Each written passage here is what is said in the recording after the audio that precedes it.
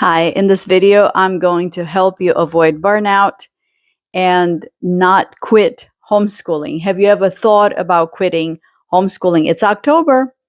Everybody wants to quit in October and in February. Did you know that?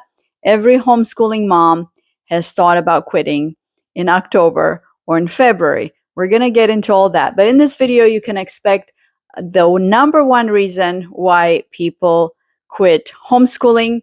I will also share two things to add in your routine today. Two things you can add, very practical, that you can add today in your routine to help you avoid the danger zone. Walk away from the survive zone and get closer to the thrive zone. And then I'm going to share 3 ideas that you can implement in the next 30 days. Take the next 30 days to implement these 3 ideas, jot them down, and think about how you can implement them, and make yourself a little wall calendar and check off every time you do the things I'm going to tell you. So let's start with the number one reason why homeschoolers quit, especially in October and February. Why? Because we all get tired. It's called burnout. The number one reason why we quit, why anybody quits anything, is burnout. But for homeschooling, October and February are treacherous because you just started in August, right?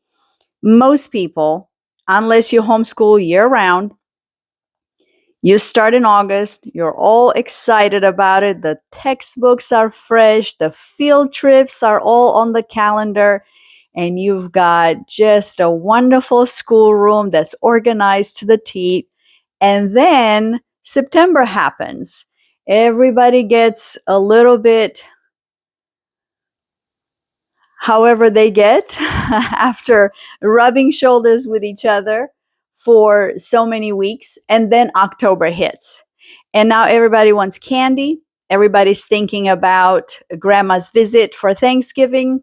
And they're making lists for Christmas, even though October is not even over. And nobody wants to do school. And it's just a mess. And it's just a mess. And the house is a mess. And the meals are not getting done on time.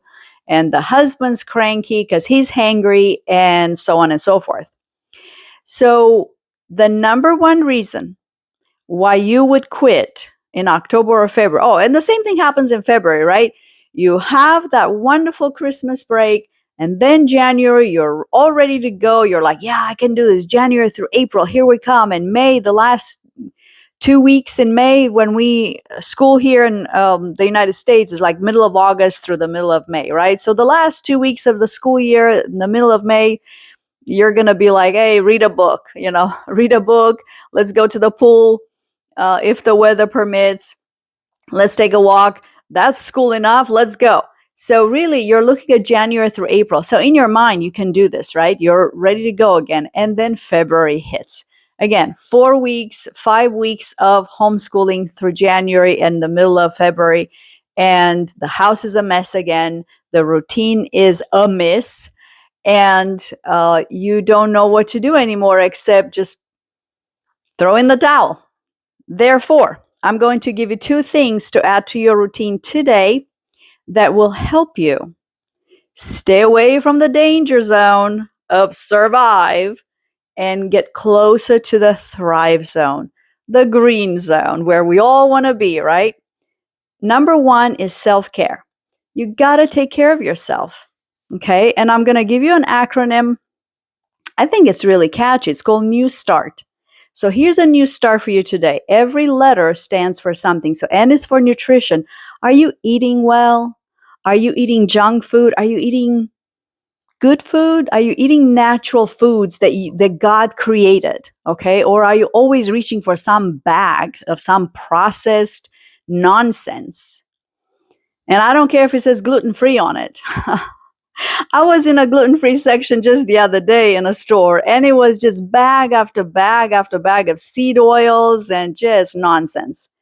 Okay, that's N from New Start. Then you got E for exercise. Are you taking 3 walks a week? I'm not asking you to take a walk every day, although that would be ideal. But are you exercising? Are you putting your needs first? Then water. Do you drink at least 2 quarts of water a day? And I'm not saying you need to quit your sugary drinks today. I know for some of you that is impossible. I'm not saying you should quit your coffee today or your tea because that's impossible. I know that. I'm saying, are you drinking water? And if you're not drinking 2 quarts of water, are you drinking 2 cups? Can you drink 2 cups? Okay, can you pour yourself 1/4 of a cup in the morning, 1/4 of a cup in the afternoon? Can you drink 1 cup of water a day? Start small. Sunshine, okay, new start. The first S is for, well, the only S, um, is sunshine. Are you going outside, even for 5, 10 minutes when the sun is shining? Even if the sun's not shining, go outside and expose yourself to that um, amazing vitamin D that comes into your body just by being in the sun a little bit. Temperance. There are 2 T's. That's what I was thinking about earlier. There are 2 T's. This is the first T, temperance. What does that mean? Moderation. Okay, what does that mean? Portion control. Okay, I read a book a long time ago called French Women Don't Get Fat. Okay, it's written by a French woman who doesn't understand that the word fat is very offensive in the English language to a lot of people who would prefer to be called rotund or chunky monkey or whatever. So very good book about the mentality of the French women. How do they stay thin? Because of portion control. And then they do other things in their heads to tell themselves certain things. You have to control that appetite. Temperance in all things. Do you watch Netflix over the weekend? Do you binge watch stuff and then you say, oh, it's with the kids, it's educational?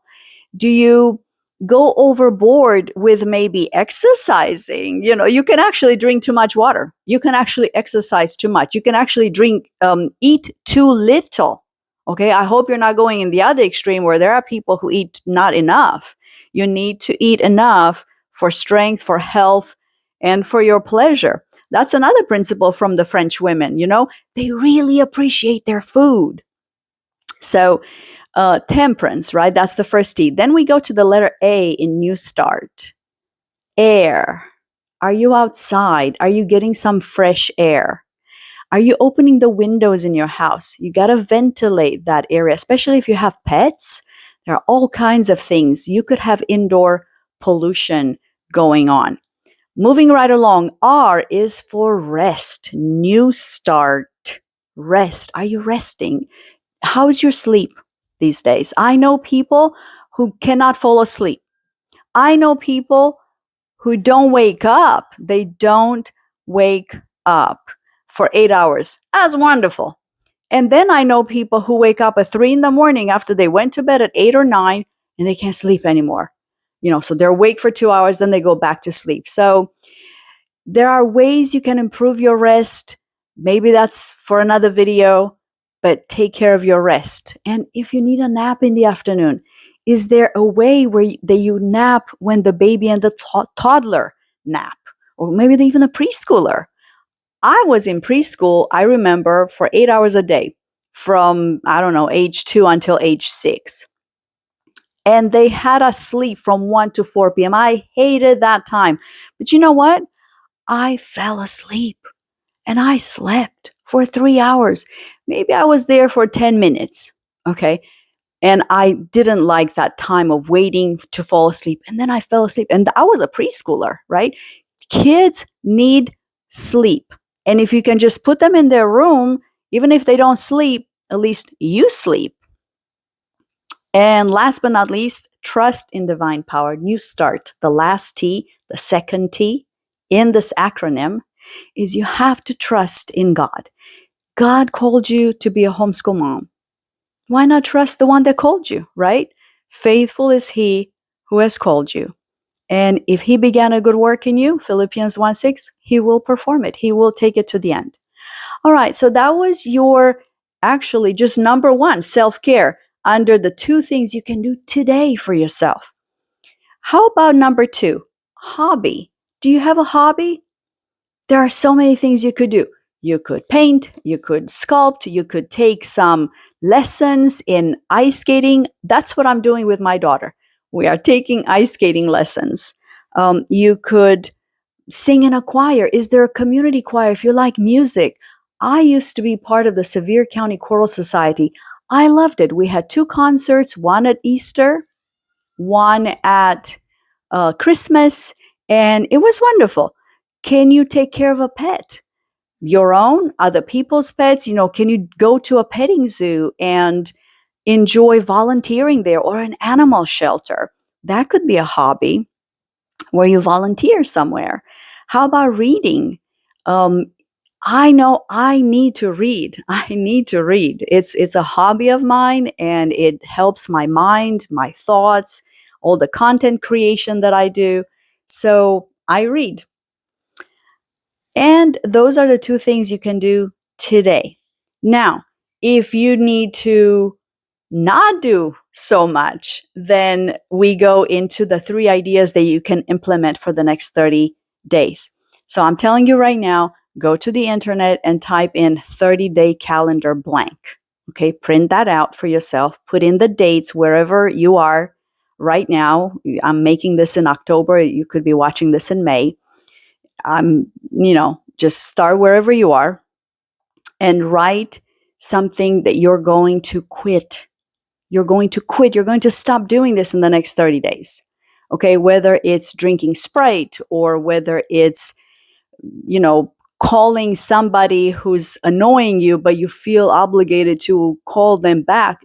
Just quit something. Quit one thing that's too much for you, that you just feel burdened by. Okay? How about something in your homeschool? Is there something in your homeschool that you just need to quit? Are the kids doing too much? Are the kids doing 2 instruments? We did violin and piano for many years, more years than I care to remember. And it was a bit too much. I hate to admit that, but it was too much. We should have taken one instrument and just focused on it. However, if you talk to my kids, they're very positive about it. It was a bit much for me, but we'll let them be the judge of it, right? They enjoyed it for the most part. But it makes me wonder, if they had focused on only one instrument, would they have gotten better at that one instrument? They're pretty good at violin and piano, and it actually led them to music composition. My son writes music. It led my daughter to harp. She came up with the idea of harp, so he had to give up piano first and then violin, and now she's a harpist of her own free will. Okay, so it can take you places, but if you can quit something in the next 30 days, think about it. Number 2, the second idea that you could implement in the next 30 days to help yourself stay away from the survive zone and get closer to the thrive zone in your homeschooling is join something. Can you join a book club? If you love reading books, why not go somewhere for an hour? Be with adults at a library somewhere and share ideas. Leave your kids with a babysitter, with your husband, with somebody, with an older teen, and enjoy yourself and just be somewhere for an hour where you are not a homeschool mom. You are a reader or a garden club or some other club that makes you feel alive and like it's fun to be alive again. And something maybe that connects you to your childhood, okay? For instance, my daughter and I started taking ice skating lessons. I had no idea that 10 months later, we were going to be able to join the Nutcracker on Ice, the show. Okay, we have 4 shows coming up in December. We're going to help our community feel festive. We're going to be rats in the the Nutcracker on Ice in Knoxville. It's amazing. All right, so can you join something that makes you feel alive? And then number 3 idea that you can implement in the next 30 days is take a sabbatical. Take a day off once a week for yourself, for your soul. Take maybe the 7th week of your yearly cycle. Take that week off. A lot of people I know homeschool for 6 weeks, 5 days every week, and then they take a whole week off, week number 7. That's a sabbatical week. And it doesn't mean that learning stops. You know, children are learning every time they are interacting with the world, right? Whether they read a book, you have them watch a documentary, they take care of a pet, they go in the garden and they do something, they water the flowers, they take care of their room, right? There's learning happening. So don't worry about learning's not happening for a whole week. It's fine. Actually, it's going to help them. So there you have it. The number one reason why people quit, especially in October and February, is burnout. 2 things you can add in your routine today are self-care and a hobby. And 3 ideas for the next month that you can implement is quit something, join something, and take a sabbatical. I'll see you in the next video. Don't forget to subscribe.